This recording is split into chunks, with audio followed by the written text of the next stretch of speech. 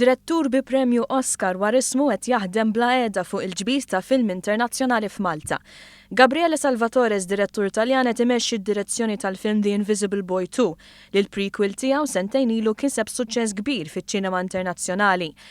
Fil-waqt li għal dan qed jinġibdu biss ftit xeni hawn Malta partikolarment fl-Imdina, Salvatores wera x-xewqa li jaħdem film sħiħ f'pajjiżna fejn l-istorja tkun ambjentata fi gżiritna stess. Fost il-ħaddiema ta' wara l-kwinti ta' The Invisible Boy 2 insibu wkoll ħaddiema mħarġa Maltin li skont Salvatores huma fost l-iktar professjonali u kapaċi fl-industrija. Kumment li ntlaqat tajjeb mill-kummissarju tal-film Engelbert Grech li saħa kif ir-reputazzjoni Maltija qiegħda dejjem titjieb biex Malta tkun sit ideali u ta' kwalità għall-industrija internazzjonali taċ-ċinema. Ikkummenta wkoll li The Invisible Boy 2 huwa biss wieħed minn 4 films li qed jinġibdu f'Malta bħalissa fl-istess ħin f'siti sparpaljati. Minnaħa tiegħu il-Ministru Edward Zamit Lewis qal li d-diretturi ta' kalibru bħal ta' Salvatores jagħtu ċertifikat eċċellenti lil gżiritna biex isimna jibqa' jissemma bħala destinazzjoni eċċellenti u aċċessibbli għall-aħħar għal din l-industrija spettakolari.